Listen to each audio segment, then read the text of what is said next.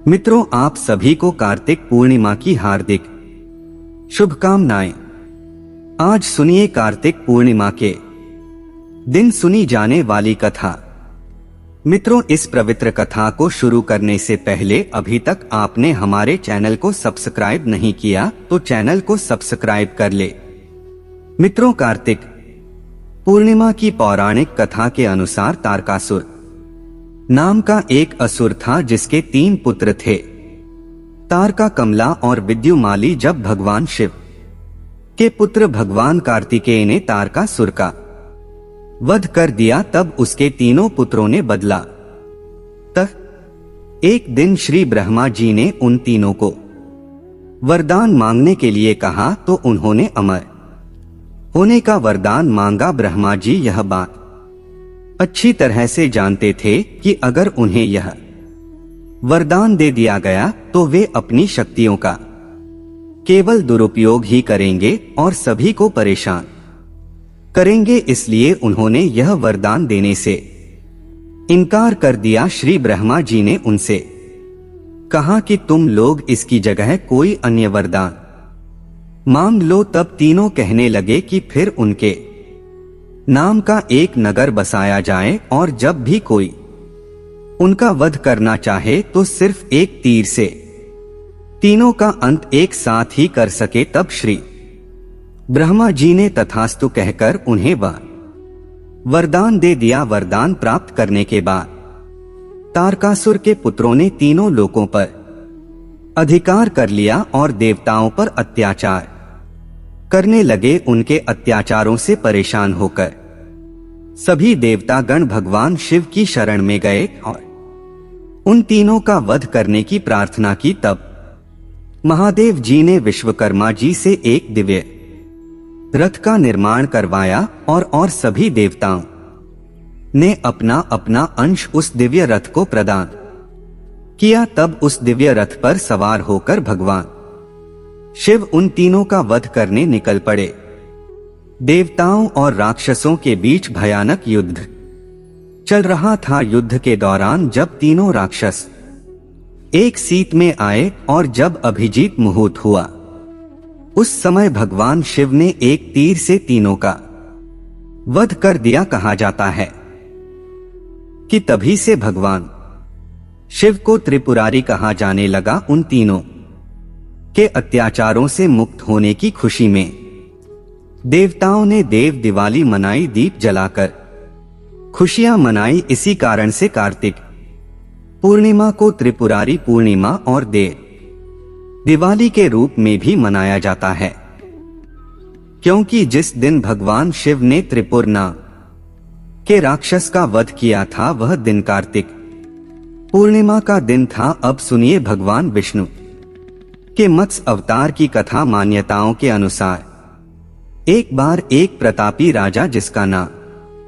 सत्यव्रत था, कृतमाला नदी में स्नान कर रहा था। स्नान के पश्चात जब सूर्यदेव को तर्पण के लिए उसने अपने हाथ उठाए तो उसकी अंजलि में एक छोटी सी मछली आ गई। राजा सत्यव्रत ने मछली को पुनः नदी में छोड़ दिया, लेकिन तभी वह मछली बोल उठी कि राजन, इस जल में बड़े बड़े जीव रहते हैं जो छोटे जीवों को मारकर खा जाते हैं, कृपया मेरे प्राणों की रक्षा कीजिए। तब सत्यव्रत के हृदय में उस मछली के लिए दया उत्पन्न हुई और वह उस मछली को अपने कमंडल में रखकर अपने घर ले आया। अगली सुबह जब सत्यव्रत नींद से उठा तब मछली का शरीर इतना बड़ा हो चुका था कि कमंडल भी छोटा पड़ने लगा। तब मछली बोली कि राजन, मेरे रहने के लिए कोई और स्थान हो तो कृपया ढूंढिए, मैं इसमें नहीं रह पा रही हूं। तब राजा ने मछली को कमंडल से निकालकर पानी के बड़े मटके में रख दिया। रात भर मटका भी मछली के लिए छोटा पड़ने लगा। ऐसा करते करते मछली का आकार इतना बड़ा हो गया कि उसे सरोवर में ना पड़ा और जब सरोवर भी छोटा पड़ गया तो उसे समुद्र में डाल दिया गया। अब आश्चर्य की बात यह हुई कि विशाल का इस समुद्र भी मछली के लिए छोटा पड़ गया। तब राजा सत्यव्रत ने बड़े ही विनम्र स्वर में पूछा कि आप कौन हैं, जिन्होंने सागर को भी डुबो दिया है। तब भगवान विष्णु ने उत्तर दिया कि मैं हग्रीव नामक दैत्य के वध के लिए आया हूं, जिसने छल से वेदों को चुरा लिया है और उसके कारण ही जगत में चारों ओर अज्ञानता और अधर्म फैल गया है। मत्स्य रूपधारी भगवान विष्णु ने कहा कि आज से ठीक 7वें दिन के बाद पृथ्वी पर प्रलय आएगी और वह समय बहुत ही भयानक होगा। संपूर्ण पृथ्वी जलमग्न हो जाएगी, जल के अलावा यहाँ कुछ भी नहीं बचेगा। तब आपके पास एक नाव पहुंचेगी और उस समय आप सभी प्रकार के जरूरी अनाज, औषधि, बीज और सप्त ऋषियों को साथ लेकर उस नाव पर सवार हो जाएं। मैं उसी समय फिर आपसे मिलूंगा। राजा ने भगवान का यह आदेश स्वीकार कर लिया और 7वें दिन जब पृथ्वी पर प्रलय चक्र ने अपना आकार बढ़ाना शुरू किया और समुद्र सीमाओं को लांघ कर सबको जलमग्न करने लगा, तब उसी समय सत्यव्रत को एक नाव दिखाई दी। आदेश अनुसार सत्यव्रत ने नाव में सप्तऋषियों को सम्मान पूर्वक चढ़ाया, साथ ही महत्वपूर्ण अनाज औषधियों को भरकर सत्यव्रत भी उसी नाव पर सवार हो गया। सागर के वेग के कारण नाव अपने आप चलने लगी। चारों ओर जल के सिवा कुछ दिखाई ही नहीं दे रहा था। इसी बीच राजा सत्यव्रत को मत्स्यरूप में भगवान दिखे और भगवान से आत्मज्ञान पाकर राजा सत्यव्रत और सप्तऋषि धन्य हो गए।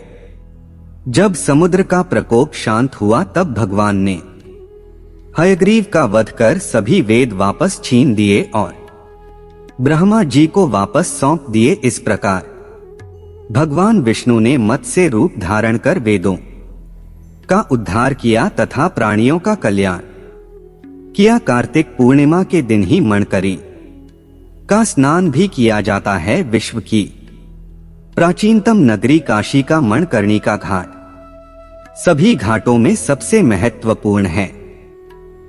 पौराणिक मान्यताओं के अनुसार इस घाट पर स्नान करने से मोक्ष की प्राप्ति होती है। वहीं वैकुंठ चतुर्दशी के दिन मणिकर्णिका घाट पर स्नान करने से भगवान भोलेनाथ और भगवान विष्णु दोनों का ही आशीर्वाद प्राप्त होता है। पौराणिक मान्यताओं के अनुसार जब देवी सती अपने पति भगवान शिव का अपमान सहन नहीं कर पाई और अपने पिता के यज्ञ कुंड में कूद गई थी, तब भगवान शिव वहां प्रकट हुए और अग्नि में से देवी सती के शरीर को अपने हाथों में उठाए पूरे ब्रह्मांड में घूमने लगे। इस दौरान माता का कर्णफूल यानी कान की बाली इसी स्थान पर गिरी थी, तभी से यह घाट मणिकर्णिका घाट कहा जाने लगा। सबसे पहले भगवान विष्णु ने कार्तिक मास के शुक्ल पक्ष की वैकुंठ चतुर्दशी को मणिकर्णिका घाट पर स्नान किया था, तभी से यह पवित्र माना जाता है। वहीं 14 की रात्रि में तीसरे पहर के समय इस घाट पर स्नान करने से मोक्ष की प्राप्ति होती है। एक बार की बात है जब भगवान विष्णु पृथ्वी पर भगवान भोलेनाथ की पूजा आराधना करने के लिए काशी आए थे, तब उन्होंने मणिकर्णिका घाट पर स्नान किया। स्नान के पश्चात भगवान विष्णु भगवान शिव का पूजन करने के लिए उन पर 100 कमल के पुष्प अर्पित करने बैठे, तभी भगवान शिव ने श्री विष्णु जी की परीक्षा लेने के लिए एक कमल का पुष्प छुपा दिया। भगवान विष्णु को जब वह कमल का पुष्प नहीं दिखाई दिया, तब उन्होंने अपने नेत्र भगवान शिव को अर्पित करने के बारे में सोचा और जैसे ही वह अपना नेत्र शिवजी को अर्पित करने लगे, तभी भगवान भोलेनाथ वहां प्रकट हो गए। भोलेनाथ ने कहा कि पूरे संसार में उनसे बड़ा महादेव का भक्त कोई नहीं है। और इस दिन जो भी व्यक्ति मणिकर्णिका घाट पर स्नान कर उनकी पूजा करेगा उसके सभी कष्ट दूर होंगे और मृत्यु के पश्चात उसे मोक्ष की भी प्राप्ति होगी। इस प्रकार मणिकर्णिका घाट पर स्नान करने से मनुष्य के सभी पाप ताप नष्ट हो जाते हैं। इस घाट पर हिंदुओं का दह संस्कार भी किया जाता है। ऐसी मान्यता है कि मणिकर्णिका घाट पर अंतिम संस्कार करने से सीधे स्वर्ग की प्राप्ति होती है और इसीलिए इसे मोक्षदायिनी घाट भी कहते हैं। कार्तिक पूर्णिमा को देव दिवाली के रूप में मनाए जाने के पीछे जो कथा है वह इस प्रकार है। एक बार त्रिशंकु को राजर्षि विश्वामित्र ने अपने तपोबल से स्वर्ग पहुंचा दिया। देवतागण इससे उद्विग्न हो गए और त्रिशंकु को देवताओं ने स्वर्ग से भगा दिया। शापग्रस्त त्रिशंकु अधर में लटके रहे त्रिशंकु को स्वर्ग से निकाले जाने से शुभ विश्वामित्र मुनि ने पृथ्वी स्वर्ग आदि से मुक्त एक नई समूची सृष्टि की ही अपने तपोबल से रना प्रारंभ कर दी। उन्होंने कुश मिट्टी ऊंट बकरी भेड़ नारियल कोहड़ा सिंघाड़ा आदि की रचना का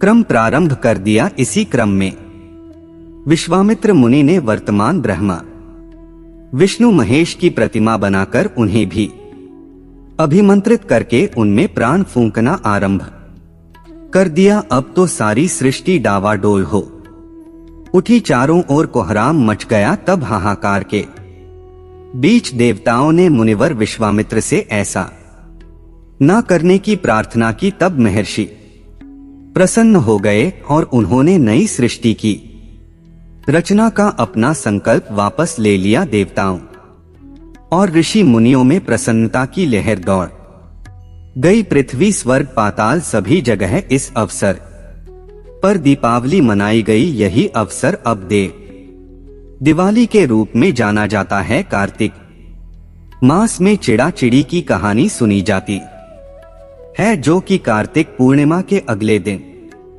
यानी पड़वा को पढ़ते या सुनते हैं। इस दिन आटे के चिड़ा चिड़ी बनाकर घर के बीचों बीच रखने के बाद उन्हें वस्त्र पहनाते हैं।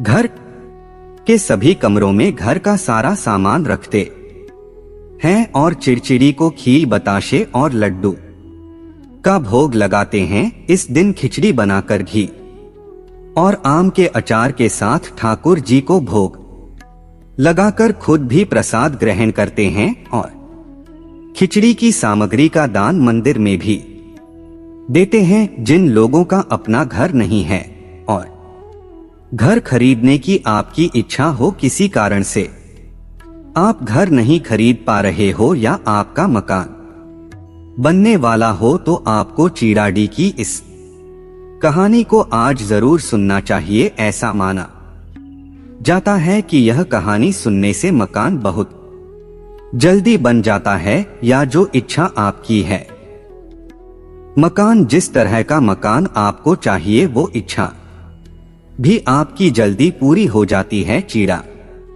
चिड़े की कहानी सुनने के लिए आप अपने घर के आंगन में या फिर खुली जगह पर मंदिर के सामने भी कहीं पर भी बैठकर इस कहानी को सुन सकते हैं। कहानी सुनने से पहले आपको आटे से चौक पोर कर एक मकान का आकृति बनानी होती है। मकान की आकृति आप जिस तरह से भी मकान की आपकी इच्छा है, आपके सपने हैं, जितने कमरे आप चाहते हैं उस तरह से आप एक मकान की आकृति बना लीजिए। छोटा या फिर बड़ा, जैसा भी घर आप चाहते हैं उस तरह का घर आप जमीन पर बना लीजिए। फिर आटे को गूंद कर उसमें आपको नमक या हल्दी नहीं डालनी है, केवल सादे आटे को पानी से गूंथ कर आपको चिड़ा चिड़िया का एक रूप बनाना है। केवल आकृति बनानी है। लगना चाहिए कि आपने चिड़िया बनाए हैं, तो चिड़ा चिड़ी की आकृति बनाने के बाद आप उसे जो मकान आपने जमीन पर बनाया है, आकृति बनाई है, उसके ठीक बीचों बीच आपको रख देना है। अब आपने आटे से जो भी कमरे की आकृति बनाई है, जितने भी घर बनाए हैं, आपने उस आकृति में सभी में आपको कुछ ना कुछ भर कर रखना होता है, खाली नहीं छोड़ना होता है। तो आप इन कमरों में खीर बताशे रख सकते हैं। एक दिया जलाकर आपको घर के बीचों बीच चिड़ा चिड़ी के सामने रखना है। पूजा करने के लिए आपको 4 मिट्टी के दीपक भी चाहिए, हो सके तो घी के दीप जलाए नहीं तो आप तिल के तेल के दीपक जला सकते हैं। 5 दीपक में से एक दीपक तो आपने चिड़ी के सामने रखा, यानी घर के बीचों बीच रखा है। बाकी आप चारों कोनों में, चारों दिशाओं में एक एक दीपक जलाकर रखें। इस समय चिड़चिड़ी को खिचड़ी का भोग भी लगाया जाता है। तो खिचड़ी आप मूंग की दाल की, चाहे हरी या फिर पीली दाल की, मूंग की खिचड़ी बनाकर रखें। सभी को तिलक लगाएं। जितने भी कमरे आपने बनाए हैं उन सभी का तिलक करें और घर के मुख्य द्वार पर आपको तिलक लगाना है। जो आकृति बनाई है उसके मुख्य द्वार पर आपको तिलक लगाना है। सभी का पूजन करने के बाद आपको चिड़ा चिड़ी की कहानी सुननी चाहिए। चिड़ा चिड़ी की कहानी इस प्रकार है। एक बार 4 चिड़ियां थी, चारों कार्तिक स्नान करती थी। पड़वा आने पर चारों ने सोचा कि चलो खिचड़ी बनाएं। एक चिड़िया चावल लेकर आई, एक चिड़िया दाल लेकर आई, एक चिड़िया घी लेकर आई। सबने मिलकर खिचड़ी बनाई। सबने सोचा कि पहले कार्तिक स्नान कर ले, नहाकर आ जाए, फिर सब साथ बैठकर खिचड़ी खाएंगे। तो पहले एक चिड़िया स्नान करके आई, उसे जोर की भूख लग रही थी, लेकिन बाकी चिड़िया अभी तक स्नान करके वापस नहीं लौटी थी। तो उसने खिचड़ी की भाप खा ली, यानी भाप सूंघ कर अपना पेट भर लिया। दूसरी चिड़िया आई, उसे भी भूख लगी थी तो उसने पानी पी लिया। तीसरी चिड़िया ने खिचड़ी खा ली और चौथी चिड़िया ने बची हुई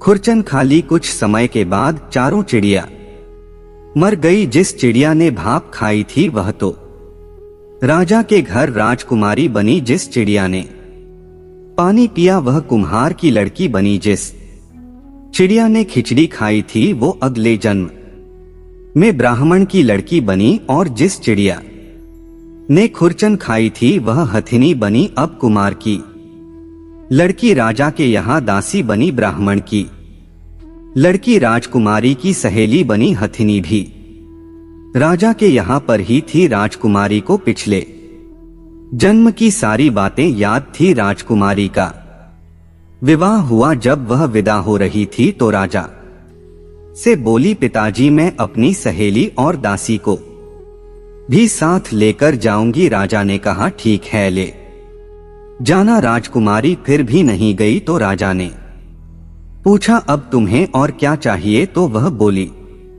पिताजी मुझे हथिनी भी चाहिए। तो राजा ने अपने नौकर को हथिनी को लाने भेज दिया, क्योंकि वह हथिनी किसी के बस में नहीं आती थी, किसी के कहे अनुसार नहीं चलती थी। जब वह हथिनी नहीं उठी तो राजकुमारी खुद चलकर उसके पास गई और उसके कान में पिछले जन्म की बात कही, जिसे सुनते ही वह हथिनी उठकर खड़ी होकर चल पड़ी। यह देखकर राजा बड़ा हैरान हुआ, सोचने लगा कि यह तो मेरी बेटी नहीं है, क्योंकि यह तो जानवर से बात करती है।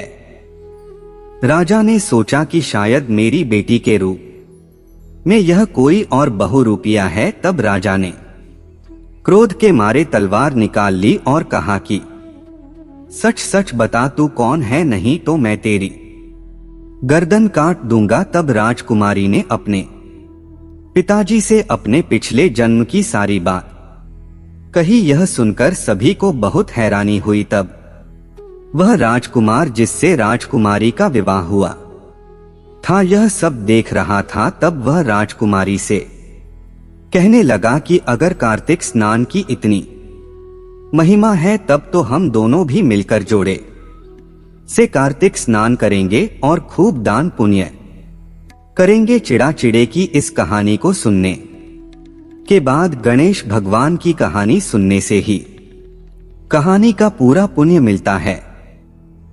गणेश भगवान की कथा के अनुसार एक बार एक बूढ़ी माई थी।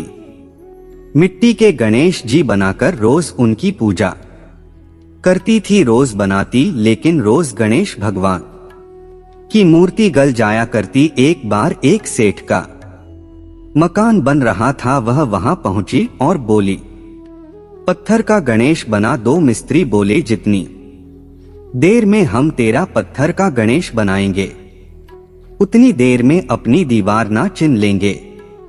बुढ़िया बोली, राम करे तुम्हारी दीवार टेढ़ी हो जाए, अब की उनकी दीवार टेढ़ी हो गई। वो चने और ढा देवे, चने और ढा देवे। इस तरह करते करते शाम हो गई लेकिन दीवार नहीं बन पाई। शाम को सेठ आया, उसने कहा आज कुछ नहीं किया तो वह कहने लगे कि एक बूढ़ी आई थी, कह रही थी कि मेरा पत्थर का गणेश बना दो। हमने नहीं बनाया तो उसने कहा तुम्हारी दीवार टेढ़ी हो जाए, तब से दीवार सीधी नहीं बन रही है। हम बनाते हैं और ढा देते हैं। तब सेठ ने बूढ़ी माई को बुलवाया और कहा, हम तेरा सोने का गणेश बनवा देंगे, हमारी दीवार सीधी कर दो। ऐसा कहकर सेठ जी ने बुढ़िया माई को सोने के गणेश बनवा कर दे दिए और ऐसा करते ही सेठ जी की दीवार सीधी हो गई। जैसे सेठ की दीवार सीधी की है गणपति, वैसे ही सबकी करना। कथा को कहते सुनते और ओंकारा भरते सभी के कारज सिद्ध करना। बोलिए गणपति भगवान की जय। यह थी आज की कहानी। आपको कैसी लगी कमेंट बॉक्स में जरूर बताइएगा। जय श्री राम, राधे राधे।